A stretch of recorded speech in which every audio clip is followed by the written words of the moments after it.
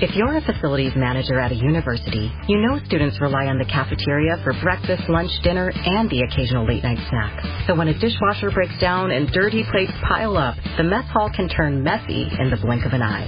Enter Grainger. With over 1 million industrial-grade products and fast delivery, the product you need now is never far away. So you can turn that dishwasher back into a lean, clean washing machine. Call, click Grainger.com, or just stop by. Grainger, for the ones who get it done.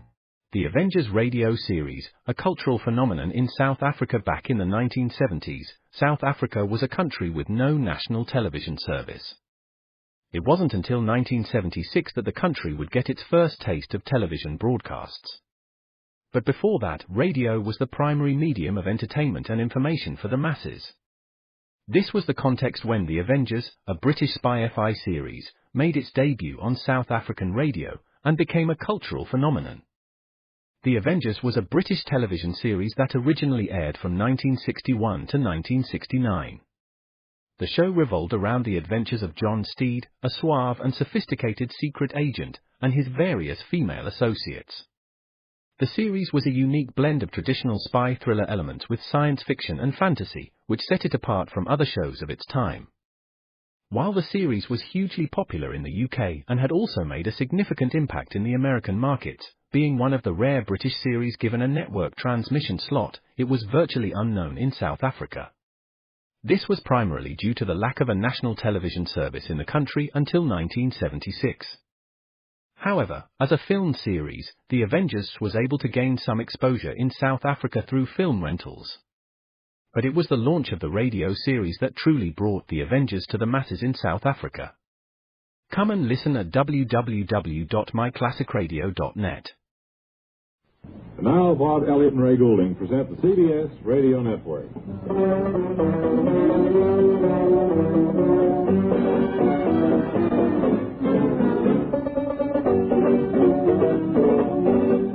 Well, hi again, everybody. Bob, am I pronouncing your name correctly? Elliott? Yes. No, Bob. Oh, yeah. Good. I didn't know whether that was a long O or a short O. Some people call them both. No. You don't. There's a umlaut over there. Say, How do you do, Mrs. Umlaut? did you see the nice letter we had from an old friend of ours, Marcia Van Alshot? I think a lot of folks will remember that she portrayed Linda Lovely in an early radio series, 7 or 8 years ago. And Marcia is living in Vermont now and writes that she and her family are enjoying the bucolic life, and they listen to our show every evening. Yeah.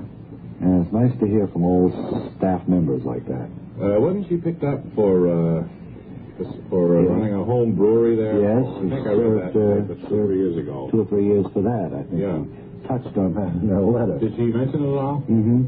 Because I remember it was, 2 years ago last July, I read it in the paper. She said, give her regards to Sky, and she hopes that everything is going well with us. She thinks by the tone of the programs that we're very happy. Well, anyway, friends, how are you all today? Don't have too many days left in 1959. In fact, in the whole decade is gone, the 50s. Think of it. And where did it go? What happened to the 50s? Have you thought of that? Well, all I know is it's past, and time is energy, according to the theory that Einstein developed. So there's 10 more years of energy somewhere. I didn't get it. I know that. No, because I feel 10 years less of energy now than I did 10 years ago. You're so right, Bob. But anyway, let's get on to this first huge feature.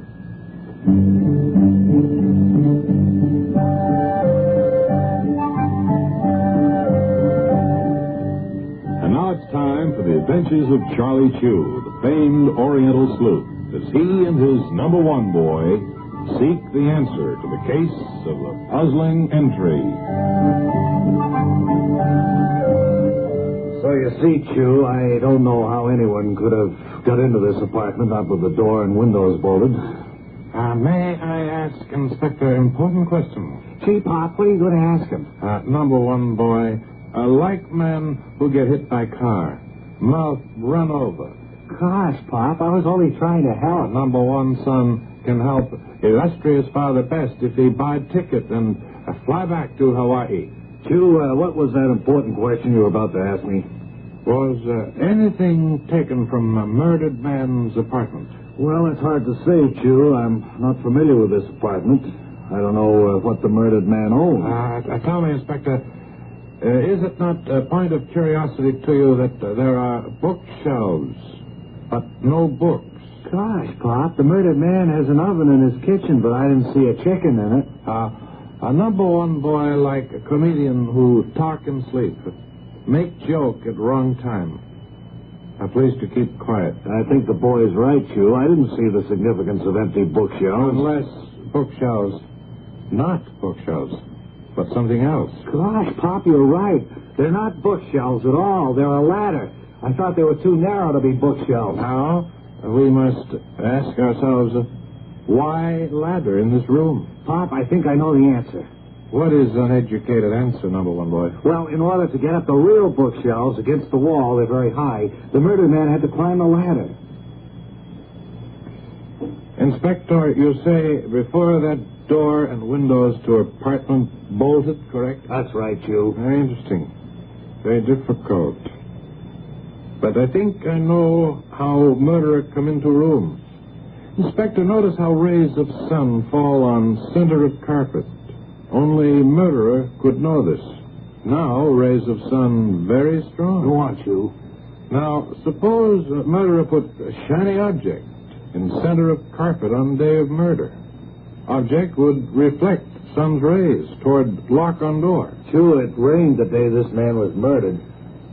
I see. Very interesting. Pop, did you ask the inspector whether the door windows were bolted from the inside or the outside? Inspector will please to answer. Well, gosh, Chew, I'm embarrassed about this. I mean, I didn't think... But how about you? Your screwy ideas about the sun's rays and all that. You were dead wrong. It is written that a wise man permitted one mistake. That's telling him, Pop. Two mistakes.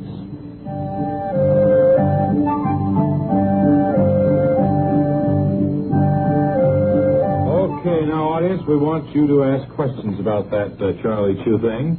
If you have any questions, you, sir, I see you have a puzzled look on your face as though you were a student in the front row at an advanced mathematics class and you didn't have the fundamentals. That's the appearance you have. Do you have a question? Okay, how about the fellow right behind him, who appears to be a little distressed, too? Do you have any questions about the Charlie Chew episode that we just enacted here before your eyes? How about you, ma'am? Cold, that's for sure. Ma'am, there, nodding. Do you have anything to say?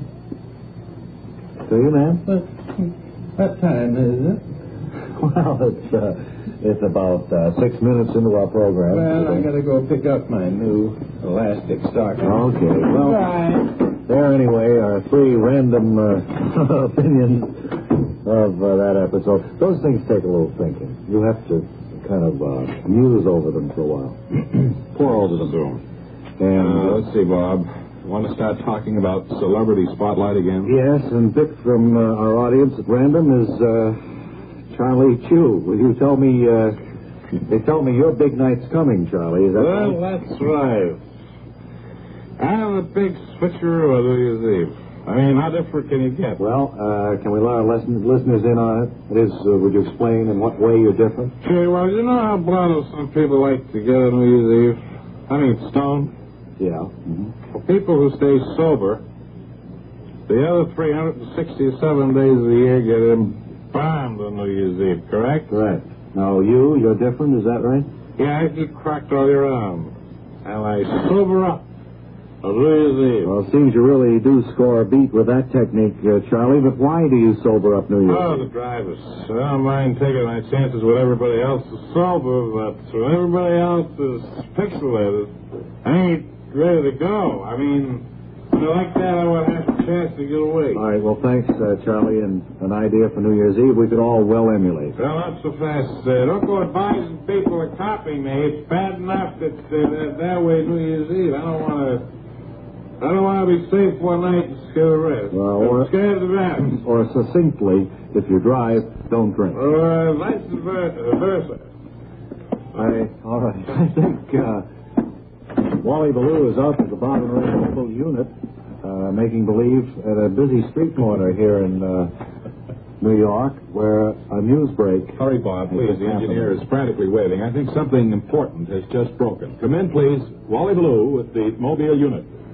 Lee Ballou with the Bob and Ray mobile unit at the corner of Jones and Smith Street here in Midtown, New York. And something of newsworthy nature has just taken place here, sir. I understand you were a viewer to the event. Yes, you saw what happened, a witness. I'm the victim of it. You're the victim of it, then you did witness what happened. Right. I had come into Jones Street, and I was heading down here to the... Would you excuse me just a minute? I see a broadcasting compatriot of mine from a rival radio station here in New York, Tully Frobisher. I think you want to get this story, too, don't you, Tull? Yes, I would like to. Thank you very much. Just move your microphone in here. All right.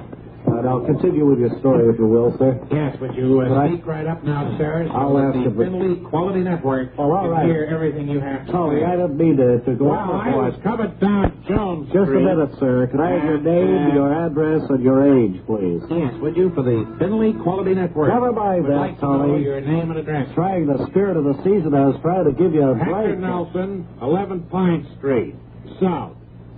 And your age? 31. I'm speaking with Hector Nelson, 11 Pine Street South, with age Hector South 31. Pine Street, who's 23 years old. He's with the age Finley 31, Quality Tully. Network. And got your speak right facts into wrong our already. Finley Just Quality like your Network, crummy sir, Finley so Quality we hear Network. exactly what happened to you. And you our can, Finley listeners are the first to hear. Go ahead, sir. Well, You Bob and Ray listeners are getting this news break direct from the mobile and I unit. noticed that my wallet was gone. I had $11 in it, and I had a traveler's Chester Hasbrook Fisbury, ladies and gentlemen. $20. He's from WYRK. Hello, Chester. Hi there. We're just interviewing Tully and myself. Speak right up then, will you, for the WFYK audience? Well, never mind the Finley Quality Network. Never mind that. We'd like to ask this question. You had $11 in your wallet? This is Radio's Wally Below. That's right. I had $11, and I had a club trying to get the and story. I had a picture of a... Into my microphone, cousin of Mr. mine. Smith, if you will, please. Yes, please. Right into the Finley Quality No, Network. into the Bob and Ray mobile unit network. Microphone. Boy. Nonsense again. Read about it in your paper, that's all I can say. Yeah, it'll be in the evening paper, I guess. Well, when Wally gets back here, we got to caution him against doing that Gee, again. he was nice, in the spirit of the season and all, to let that fellow in from that other place. Ray, can you cover for just a minute while I go down in the audience? Okay. Talk. Well, you hand me a blanket. Talk. Oh, I see. Yes. Well, while Bob is heading out into the audience, I assume he's going to ask you some questions, folks. I'd like to take this time to remind you all that the Finley... Here in the audience now, Ray. Yeah. And we're going to ask our prepared question of the day, if I may. The question is, how do you plan to spend New Year's Eve? And I have a lady here at the end of the first row of seats. That's right. Well, I'll be going back to Rosedale on the 28th, and I'll arrive there on the 28th. That's Rosedale, New York. That's right. It's just 10 miles, New York City. Wonderful. Then you'll be spending New Year's Eve in Rosedale, is that it? No, I'll be coming back with my sister, Mrs. Helen M. Toomey. Plan to leave for New York City on the 28th. Well, then you'll both be here in plenty of time to celebrate New Year's Eve. Well, I'll be here, but my sister won't. She'll be heading back to Rosedale the night of the 28th. Uh-huh. All right. What are your plans for New Year's Eve, Miss... This is J.M. Nash, and I plan to meet my husband after he gets through working. He commutes from Rosedale, you see. Oh, yeah. Those 20 miles back and forth to work every day. I see.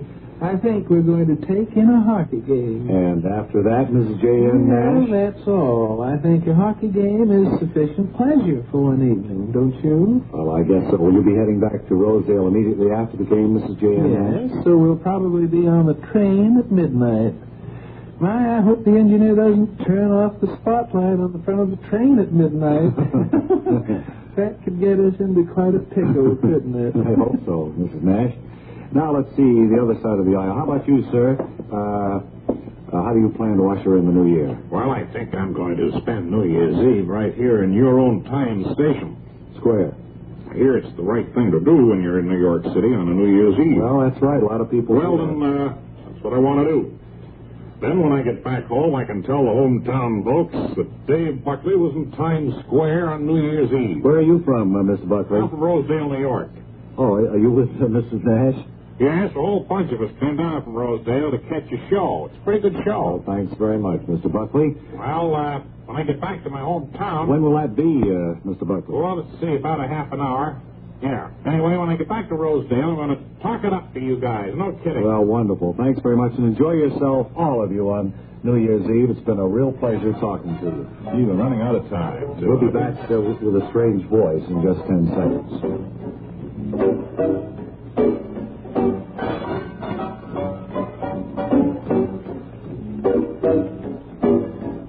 Now, here's a strange voice. Now let's have a little square dance. And until tomorrow, this is Ray Goulding reminding you all to write if you get work. Bob Elliott reminding you to hang by your thumbs. Merle Thomas reports the nightly news on